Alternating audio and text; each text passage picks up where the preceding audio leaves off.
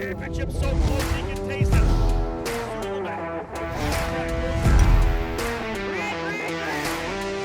Oliver Askew has won the Freedom 100.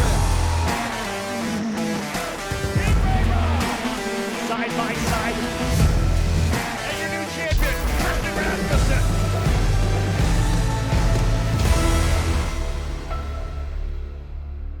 We're going to go green this time by McElray, Rasmussen, row 1, Golden, Suleiman on row 2, Simpson and Eves, row 3, Kaminsky and Prokachik, row 4, Miller and Ahmed, row 5. Hello to those of you listening here and watching on the Road to Indy TV app. It's time to go racing here in St. Petersburg. Round 2 for Indy Pro 2000. Hunter McElray will lead him into the start zone. Waiting for the punch-off. Aaron Likens on the tower, our official flagman. Way late in this run. Green, green, green. And McElray waiting deeper into the start zone. Everybody just itching to get on the throttle. McElray trying to roll through the corner. Look at Rasmussen to the outside. He gets a pretty good run. Rasmussen side by side through turn number 2. Tight racing here. Are they clean coming? Indeed, McElray holds on. Rasmussen smart to back out a little bit through turns 2 and 3 for the first time. Here's the run down to turn 4. Top 3 look good. Braden Eves up to P4 on the opening lap. Todd, that's exactly what Braden wanted, a couple of spots in the opening couple of corners. And you see that the drivers have learned through the weekend as well. A little bit of smoke off one of the tires there as there was just a slight touch, but they understand that moving through that area is very tight, and going back there is an issue. Yeah, contact, I believe, further back in the track. Not exactly sure where that was. We had a couple drivers, I think, going off into the runoff area. There's contact. That might be Wyatt Prokachik, I think. Looks like one of the J. Howard driver development machines. Prokachik again in the number 5. Looks like potentially an issue for the number 3 as well of James Rowe Jr. The 21 involved Kiffin Simpson. So full course yellow, first time around the racetrack here. Indeed, a number of drivers involved. I want to say over in turn number 8, that's the turn into the 8-9 complex. I think it's Wyatt Prokachik and Kiffin Simpson. They started 6th and 7th respectively. It looks like potentially a driver having trouble in turn 3, between turn 3 and turn 4, James Rowe Jr. So that's not the start we wanted, although maybe not for Hunter McElray, Simon, because I think Braden Eves pretty happy. He ends up going from 6th to 4th. We get the full course yellow. Nobody's getting away from him. Braden Eves couldn't have asked for anything more. Absolutely not. And as you get farther and farther into the race, these cars generate some air wash off the back. And so in a long stint of green flag running, it becomes more difficult to pass. And so making these positions up on the start is hugely beneficial to him and his bid to get up to the front. As we roll around the track, I'm sure we're going to have a look potentially what happened to James Rowe. Yeah, they had our track man had him between turn 3 and 4. I don't see him here. He may have been off the racetrack at the end of turn number 4. So it's Wyatt Prokachik, Kiffin Simpson, and James Rowe Jr., the drivers involved here. This will be the run through turn number 4. We look back, we might see if Rowe's on the outside of the racetrack. No, we're here, follow him now through turns 5 and 6 through 7 and over to turn number 8. We've got you here right now, Simon. Opening lap, let's say you're starting mid-pack. What's the visibility like? I got to think that you're really kind of fixating on the gearbox in front of you. You're trying to assess the situation, where other drivers are making moves. How tight is it? How tight does it look going through these concrete walls when you're, literally sitting 3 inches off the ground?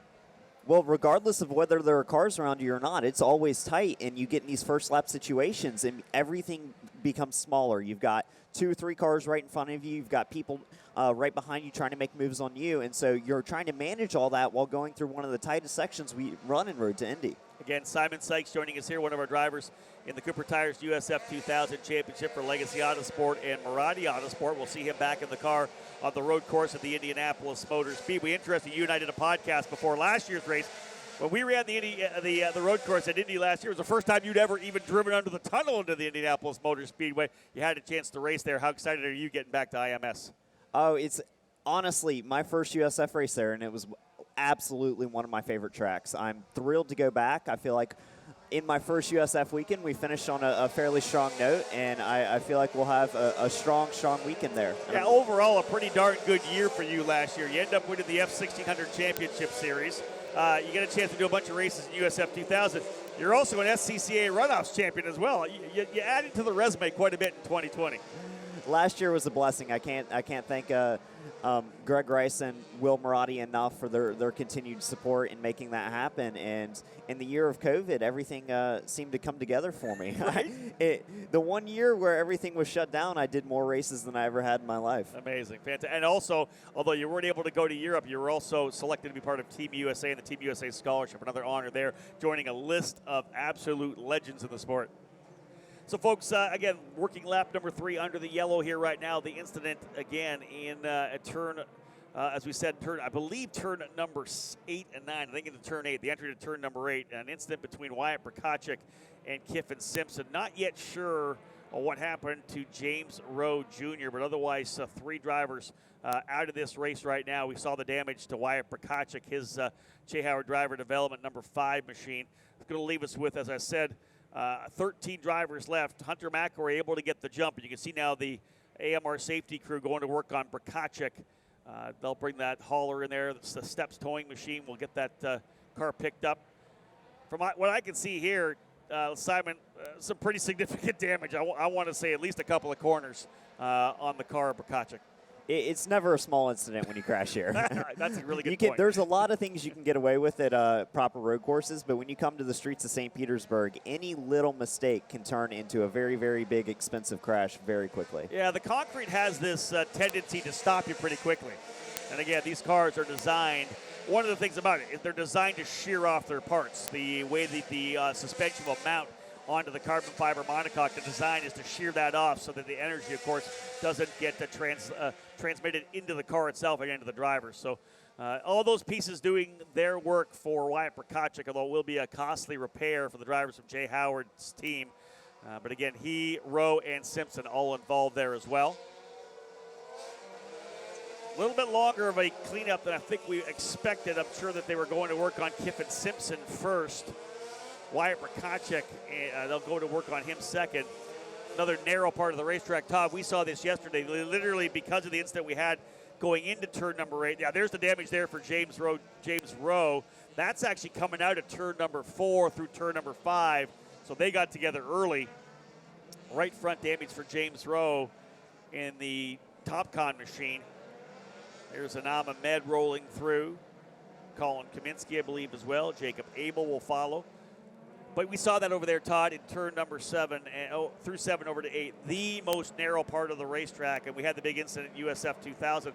We had to literally bring the cars to pit lane, go red, because we simply couldn't start the race because you couldn't get the tow trucks in there and have the cars still circulate. That's exactly the issue. It's so tight, and with 4 cars that were tangled up together yesterday in USF 2000, the safest and smartest thing to do, stop the cars on pit road, get the trucks in there from steps towing and pull them out, and then get the opportunity to resume racing. 5 laps longer in today's race in Indy Pro 2000 than we had yesterday, so that will give us a little bit extra time, but now we're still going to have 20 laps of racing if we can go green quickly. Looks like they're just about nearing the end of that cleanup. 1 car to pull on out of there, and then hopefully they can duck inside quickly and we can get ourselves back to green flag racing. We got a 40-minute time window, so we're going to be okay, which is great. We'll definitely get the full distance in, but again, we've only had a lap, maybe a half a lap of green flag racing. We really haven't been able to get at it yet.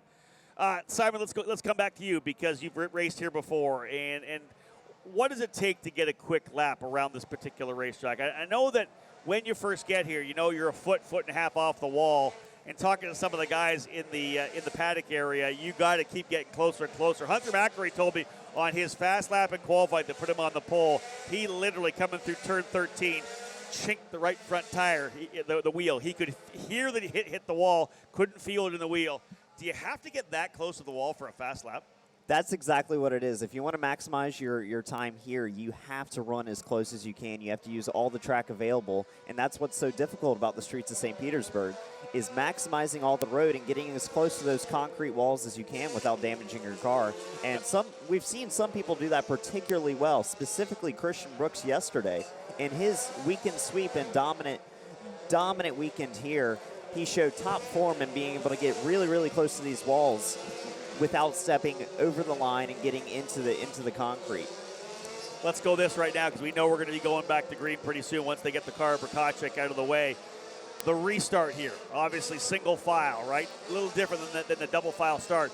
But let's talk about going down to the inside. One of the things, of course, our casual fans might not know, this is, of course, is a airport runway, Alfred Whitted runway. When you come down into turn number 1, drivers are going to be on the outside where the grip level is. You try to pass to the inside, it's dirty, there's the paint down there. How much grip do you lose, and how do you have to approach it? Do you have to brake significantly early if you're going down the inside? Well, normally on road courses, you can get down to the inside and you expect there to be a little bit less grip, but it's still manageable. When you get to here and you have to run down through these airport stripes and all these marbles that are offline, it's considerable. And you'll notice the car becoming increasingly upset as you try to get heavy on the brakes into turn 1. So drivers will have to manage that as they try to make moves on the inside into turn 1. Simon Sykes joined myself and Todd Lewis here in the booth today. Again, banging out some yellow flag laps after an incident at the start of our second race of the Indy Pro 2000 Championship presented by Cooper Tires. Both Wyatt Prokachik and Kiffin Simpson involved. Not able to get any kind of replay on that one, so we can't give you kind of a synopsis of the incident. We know that 3 drivers in total were involved, as well as the driver James Rowe Jr., the Irishman, having trouble as well over in turn number 5, we believe, or between 5 and 6. All those drivers involved out of the race right now. They come back in on the hook. And watching the AMR safety truck roll back down the front straightaway, I think we're going to be one more lap, Todd, before we go back to it. The AMR safety team, the absolute best in the business, able to get this wreck cleared. But we're talking 3 cars, not a quick cleanup. We're going to end up with 6 laps under yellow. And 2 different locations on the track, too, to get those cars cleaned up. Once we get back to green, let's go back to watching Braden Eves. As you mentioned, gained a couple of spots off the start, was able to move up to 4th. We'll see if he can continue to move his way forward in the remaining laps. Also interested to watch Christian Rasmussen, who moved from 4th up to 2nd and was really challenging Eves for the victory late yesterday. Is he going to be able to get around Hunter McElroy and maybe get away from the rest of the field a little bit? I know it's early in the season right now. We don't want to talk about championship too much because, it's going to take care of itself throughout the season. But we are going to talk about the points just because of where they are. Braden Eves, of course, a big victory there. Wins are big points in the road to Indy. 20 on back, especially in USF 2000, obviously, with 26 cars. Just 1 point. Right now, Braden Eves running in the 4th position. Hunter McElroy running P1. That would put them 2 points apart. 102 points for Braden Eves, 100 points for Hunter McElroy. Remember, he's coming off that victory round number 2 at Barber Motorsports Park. Had a solid run as well yesterday. So very tight up top. Braden Eves, though, in that Cambridge Global Payments machine for Exclusive Autosport, running up front. We will see the green flag next time by. We'll have 7 laps in the books. We'll have 18 remaining. Hopefully we can go green to checker from there. And again, it'll be McElroy getting ready to push off here as the leader in the number 18 machine. McElroy, so impressive for Pabst Racing. He likes this racetrack, Simon, and I think you could talk about this. When you like a racetrack, you have a tendency to be good there when you like it. It's a level of comfort that you've become accustomed to, and you're able to push harder and harder and have that confidence in your abilities at certain places, as well as everywhere. But the particular track you're talking about, if it's one of your favorites, you're able to do so much more at that particular place. It's all about developing that level of comfort. Look at Hunter McElroy. Got the car diamonded up in that corner, got on the throttle real early, and he'll have about a 2 or 3 car length lead coming across start-finish. That may not be enough here. He's going to run the inside of the racetrack, maybe the middle of the track, as Rasmussen thinking about that outside run again. Braden Eves comfortable in the position 2, as is Reese Gold, the 16-year-old, slotting the Hook Coast Racing number 55 into P3. Eves in 4th, Suleiman 5th, Ahmed up into the 6th position here now. And again, drivers getting through turn 1 cleanly. Again, the tightest part of the racetrack was turn number 7 and 8. That's where we saw the incident on the opening lap. We've got 7 in the books. Back to green flag racing here at the Grand Prix of St. Petersburg. Again, working that opening lap. We just want to get them through the opening lap. Things seems to kind of just work themselves out once you get that first circuit in. Drivers settling into the train. You kind of lined up with the battle that you're at. You're going to fight the guy in front of you, try to defend from the guy behind you. Everything kind of settles down. There's not as many openings, opportunities to make easy passes, and we talked about that, Todd, at the start of the race. There's no better time to make overtakes than that opening lap when drivers are side by side, whatever it may be, but that's when you also have the chaos. And we go back to the beginning of this race, too, where we talked about drivers still going to be assessing and now understanding the difference in the feel of the track and how different their cars feel from when they were last out on track. And now you're seeing some of them start to look for opportunities. Yeah, that's Anam Ahmed, the number 77, down to the bottom of the racetrack, trying to hold off Colin Kaminsky. Kaminsky around the outside, book it. He'll take the position. Move Kaminsky up into the 6th spot. Best we've seen Colin run thus far. Ahmed in the RP Motorsports machine going back to P7. Now he's got Jacob Abel behind him as well. That was a big defense move to the bottom for Ahmed. Probably didn't get quite enough of a run, Simon, coming out of turn number 14. And how crucial is that? If you're not able to get the car turned, if you got to be a little later on the throttle, you're going to pay the price at the end of the straightaway. Turn 14 is one of the absolute keys to this track, especially in race conditions. If you can get out of there well, you're not going to have too much to worry about from behind. But if you make a little bit of slip up, you're not able to get to full throttle as soon as the guy behind you, you're going to be in trouble heading to turn 1, as it's our longest straight and our best passing opportunity. It is such a long straightaway, as Simon noted, man, all the way down there. And the other thing, too, even if you defend, the driver's going to go on the outside. Yeah, look at the pass we saw. Ahmed went to the inside, Kaminsky to the outside, literally able to run the cushion on the outside really to get that spot. It's such a wide corner. When you defend, you lose that grip on the inside. You got to get on the brakes a bit earlier. And here comes a move for the inside. New leader, Christian Rasmussen to the inside. Can he hold it? He does. Book it. He's through. Rasmussen goes to P1.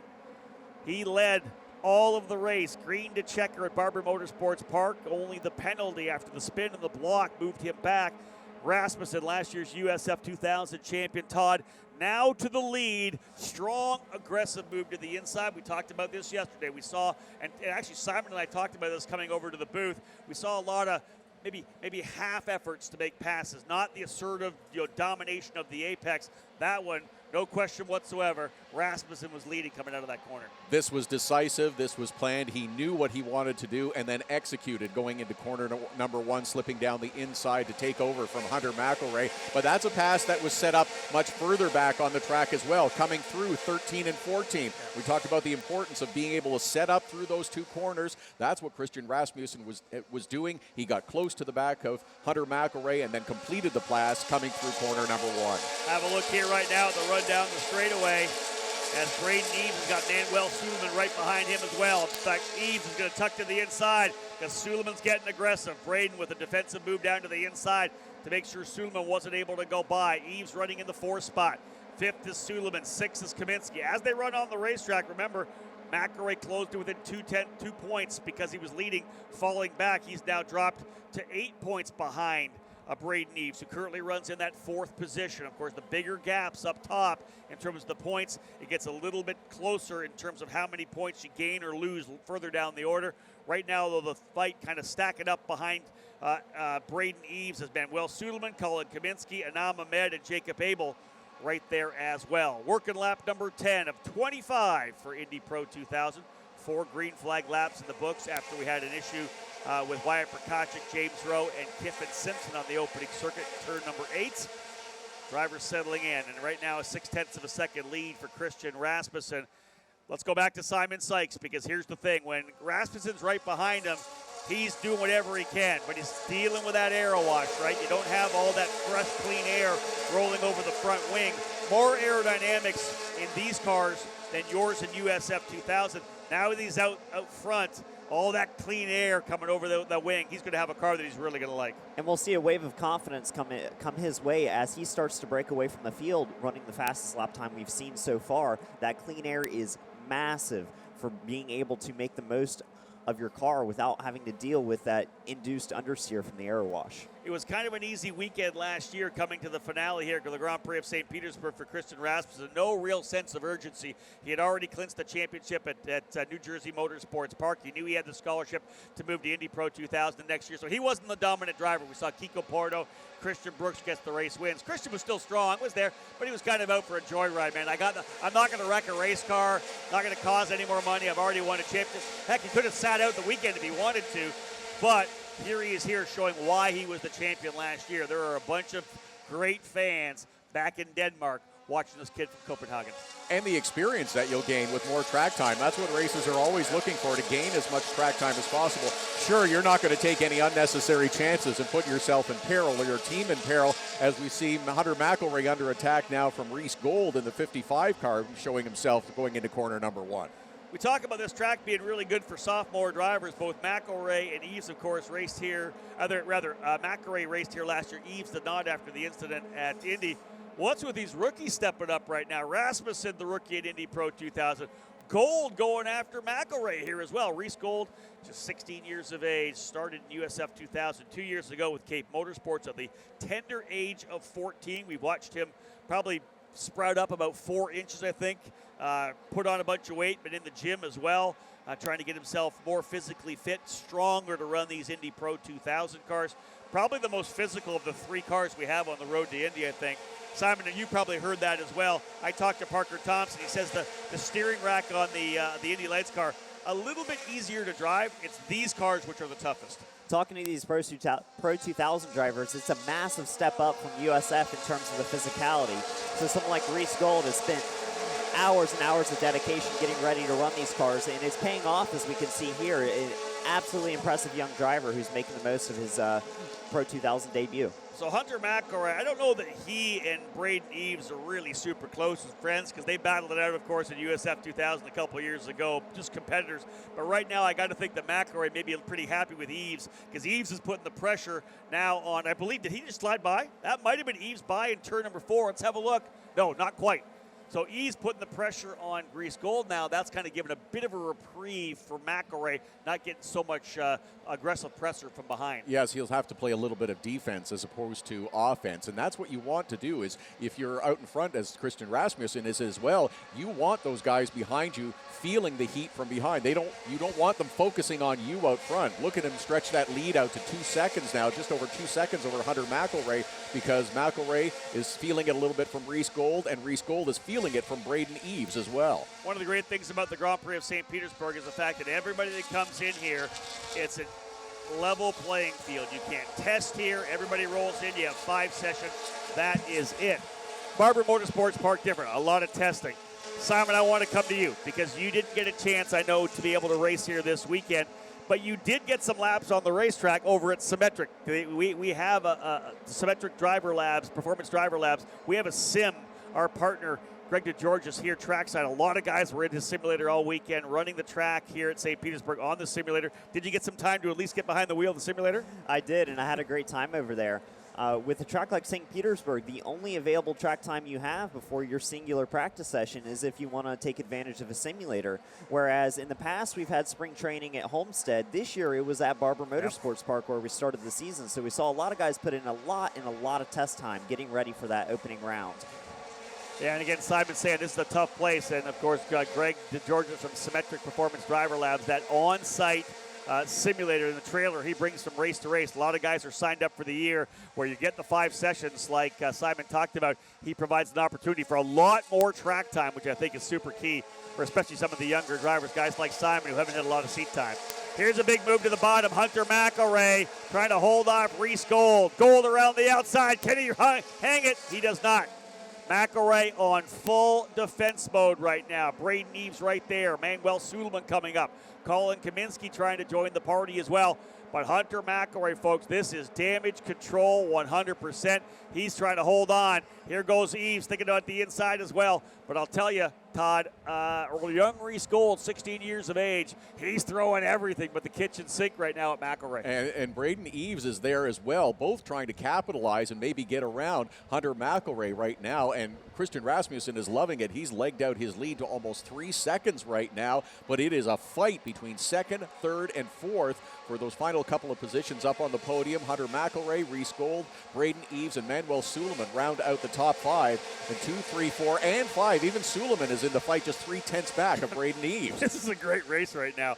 Coming into turn number 13 and 4. Wow, look at the lead right now for Rasmussen. Visually, you can see how far ahead he is. And McElroy, again, full defense. He'll start to let that car drift a bit to the inside of the racetrack. Right now, Gold not close enough. Suleiman peeking into the mirror. And I love this shot. And here's a move coming to the inside. That is going to be Artem Petrov to the inside of Jack William Miller. That's 4, I believe, P number 9. Petrov making the move to the bottom. Book it. Great pass for the Russian driver from St. Petersburg, Florida. Simon, we saw that great shot directly coming at us into turn number 1. And you'll see drivers start to just a little peak move to the right. Is that simply trying to put your car, your colors in the mirror, the right side mirror of the driver in front of you? Absolutely. There are a lot of mind games that go on in this series. And if you can get inside your opponent's head, you can start to force an error out of them. But also, if you have a good enough look, you might go for that move. You might try and capitalize in the instant. But it's definitely setting up for the future. Is it also a possibility of, depending on how close you get to the corner, trying to get a little more air over the front wing again to get that front grip? Absolutely, and we'll see that in other parts of the track as well. It's tougher here at St. Petersburg, but if you can do anything you can to get out of the air wash of the car in front of you, it helps. It preserves your front tires, and it makes you be able to turn better and catch them at a greater rate. And I like that line, conserving your front tires. Aero wash, of course, gives these drivers a lot of mid-corner understeer. I mean, the car doesn't want to turn. It wants to push through the corner. The more that car's pushing, sliding the tires, the more it punishes the tire itself. So you have to be smart. Getting a little bit more air over the front wing is going to give you more positive grip on the front. And really, you don't have to put so much wheel into it when you're trying to get the car to get to the corner. You're always waiting for that tire to really give the grip it needs to turn. And that is not good on tires. And indeed, at the end of this weekend, Todd, you and I have talked about it all weekend long. Only 3 sets of tires for 5 sessions. These drivers kind of roll the dice in qualifying, maybe going to 2 sets of stickers to try to get themselves better qualifying runs. In this last race, a lot of these guys are on tires that they probably qualified on and maybe put 10 laps on already. Come to the end of this race, as we now have just 8 laps to go, these tires are starting to fall off a little bit. And that's what drivers will be doing now, is assessing what they've got. Is we have a car slowing down on the backside part of the course. Jack William Miller's lost the rear wing, potentially slide. I was going to say, full course yellow, that rear wing is going to be somewhere on the racetrack. I want to say potentially coming through turn number 10. He might have slid it sideways. There it is. So probably got the car.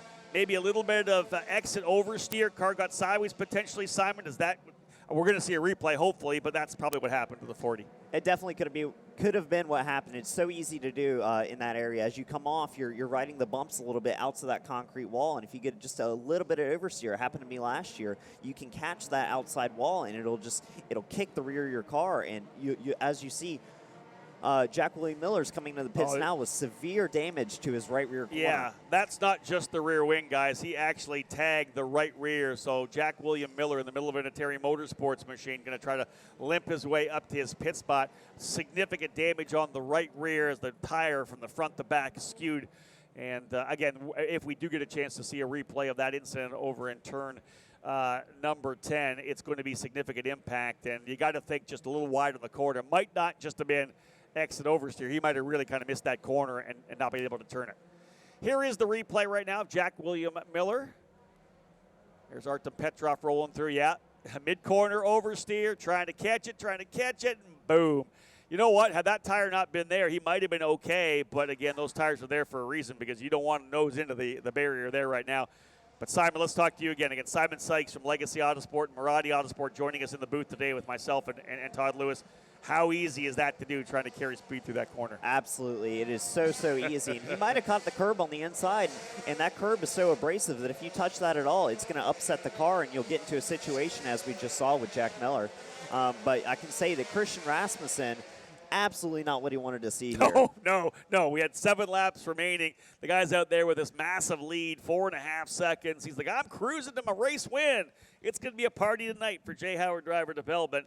Well, press the reset button, folks, because by the time we get back around here, now I would have bet we're probably going to go green next time by. No cleanup. All they did was make sure the tires are okay, pick up that rear wing, make sure there's no more debris in that particular part of the corner, because that's track out from the corner. You don't want anybody to get a tire puncture. But again, that big lead gone. Now, my question to this, Simon, you've watched this. You're a racer. Based on what I saw from Hunter McElroy having to defend from Reese Gold, I want to say that's potentially more of the issue right now than Rasmussen. I don't know that McElroy's got what it takes right now to challenge Rasmussen. If Rasmussen can get out to a clear start, he should be in the green again to go out and run down for this win in the second Pro 2000 race of the weekend. McElroy is absolutely going to be under pressure. It may have alleviated it for a few laps, but he was under heavy pressure before. He's going to be under heavy pressure when we go green again. Indeed. Rasmussen, your leader. McElroy second in the 18. Reese Gold, the 16-year-old driver from Miami Ford in the 55 for Juncos Racing in third. Braden Eves, point leader in the number 91 for Exclusive Autosport in fourth. Manuel Suleiman, the other Juncos driver in the number 22, runs fifth. Colin Kaminsky for Pabst Racing in sixth.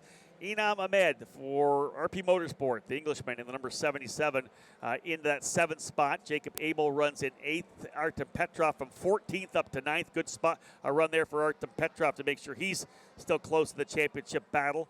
Cameron Shields, who had a rough day yesterday, a mechanical issue at the very start of the race. He is now running in the 10th position. Hunter Yeaney and Flynn Lazier, remaining 12 drivers on the racetrack. We will go green this time by. They'll put lap number 19 in the books. We'll have 5 more remaining. And Christian Rasmussen looking to grab his first Indy Pro 2000 win after stacking up almost record number of race wins in USF 2000 last year. Oh, nice start. Big punch off coming out of turn 14. Rasmussen holding about 6 car lengths as they come across the line. Right down to the bottom of the racetrack goes McElray. Gold to the outside. Hold your breath. Coming through turn number 1. McElray to the bottom. And it's Eves side by side with Suleiman as well. The Hook Coast Racing drivers going at it. Suleiman goes to P4. So trouble there for Eves. He goes back a spot, but we're not done. Anam Ahmed getting ready to close up on Braden Eves as well. Turn 4. How about 3 wide down into the braking zone? Deep move to the bottom. And they'll try to work their way through. Braden Eves going back a couple of spots here. Jacob Abel fighting as well, trying to get by Anam Ahmed. What a crazy restart here now. They'll come through turn number 8 and 9, finally getting back to single file. No, good move to the inside. Jacob Abel, Simon, aggressive coming through 8. He gets the spot done in turn number 9.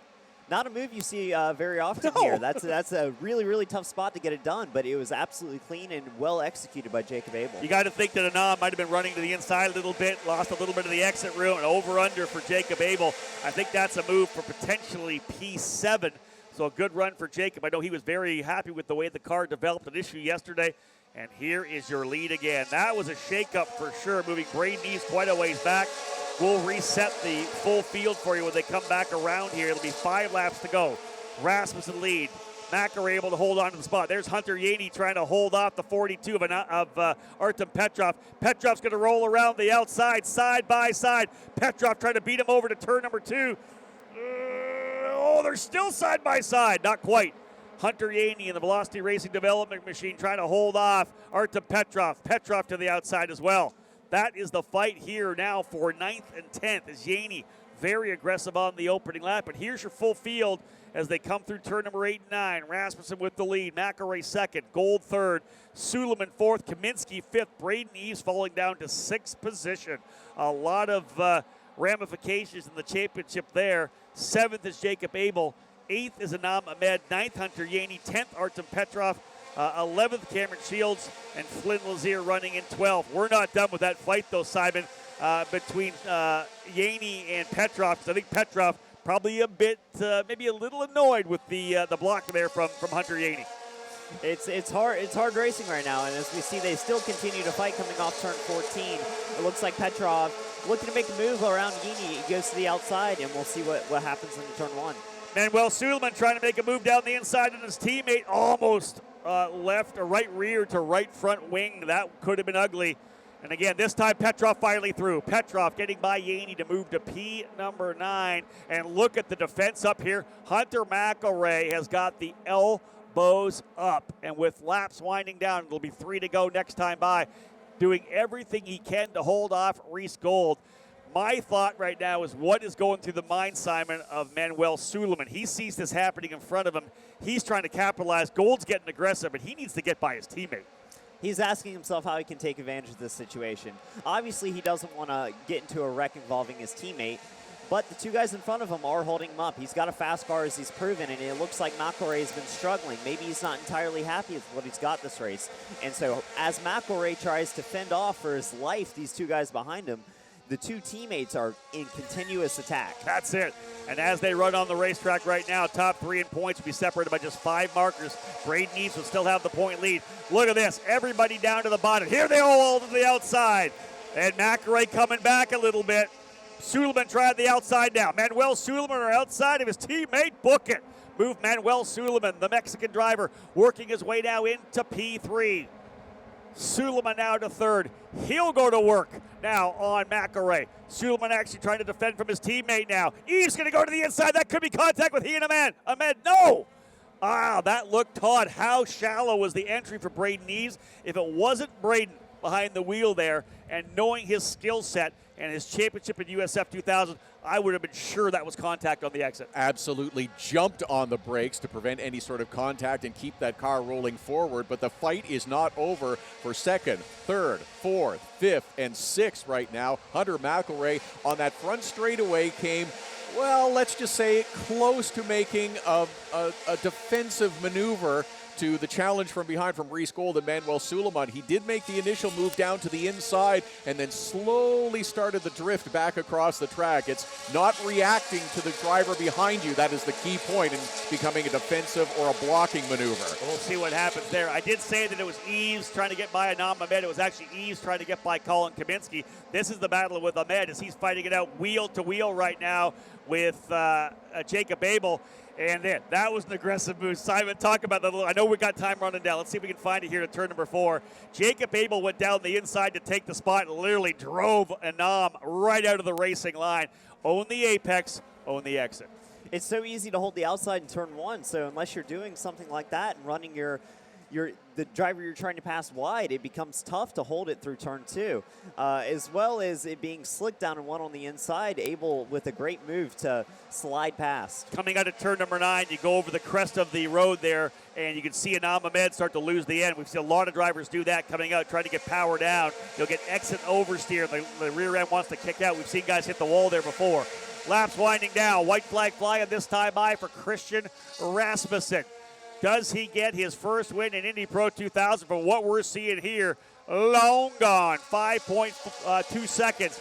Macker right now having to hold off Suleiman. Big move back to the outside for Manuel. The run down into turn number 1. Suleiman around the outside. Book it. He'll take the spot. To the inside comes Braden Eves trying to get by Colin Kaminsky. Suleiman now to second. Move McElrea back to P3. Reese Gold couldn't get it done for Juncos. Suleiman able to get through. He gets it done here. And again, Gold trying the outside now. Crazy racing coming through. Reese Gold throwing everything at Hunter McElrea for the final position in the top 3 there. Right now, McElrea in third, Suleiman second, but the driver coming through here, the number 1 of Rasmussen. That was Suleiman out of turn number 9. Onto the back straightaway here now to get up to turn number 10. 7 seconds the advantage last time by. Folks, last year we saw Christian Rasmussen flat dominate in USF 2000. A little blip in the middle of the season, but he now finds himself as a race winner in Indy Pro 2000. The Danish driver Christian Rasmussen, victorious on the streets of St. Petersburg. Big gap back to the driver coming home in second. An epic battle for the final run on the podium. It is Manuel Suleiman coming home in the second spot. Reese Gold able to get by Hunter McElrea on the final circuit. So second and third for Juncos Racing. They're able to go and finish off the podium. McElrea did everything he could. As Simon said, that car was not great at the end. McElrea coming home in the 4th spot. His teammate Colin Kaminsky, really solid move forward. Colin Kaminsky started back in the 7th position, fell back to 9th, scrapped his way back up to 5th. Braden Eves into 6th position. How about now the championship? 4 points. 98 points for Braden Eves, 94 points for Christian Rasmussen. What a battle. Simon, thank you so much for joining us up here. Great insight. We'll have you back soon for sure. Thanks for having me.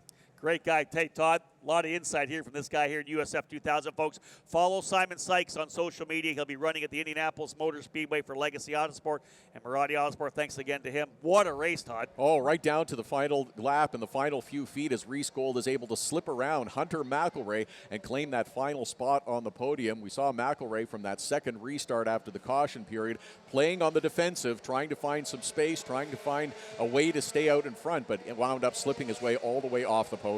Time to head down to Tatis Victory Lane. 3 drivers are going to be very happy. One of them, Christian Rasmussen. Our thanks to Rob Howden. He'll be back a little bit later on this morning. To Simon Sykes as well for a great job with the insight on this race today. Here's your finishing order. Christian Rasmussen took over the lead from Hunter McElrea, who started on pole and then really skated away. Even a couple of caution periods slowing the field and bunching them up together wasn't enough for Christian Rasmussen to slow him down or have a real challenge from behind. Although if we'd gone a few laps longer, perhaps Manuel Suleiman might have had something for him. He took over from Hunter McElroy in the closing stages and moved up to the second position. And then his teammate at Juncos Racing, Reese Gold, dashing to the checkered flag, coming through turns 13 and 14, is able to use the draft, get down underneath Hunter McElroy, and just get the nose of his car ahead of him to claim that final podium spot.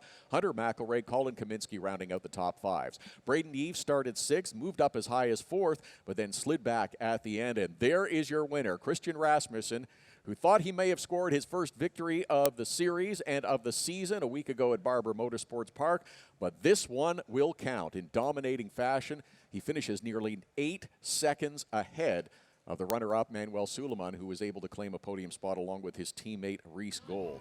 I'm feeling great. First win in Indy Pro here at St. Petersburg. First win for me here at St. Petersburg in general.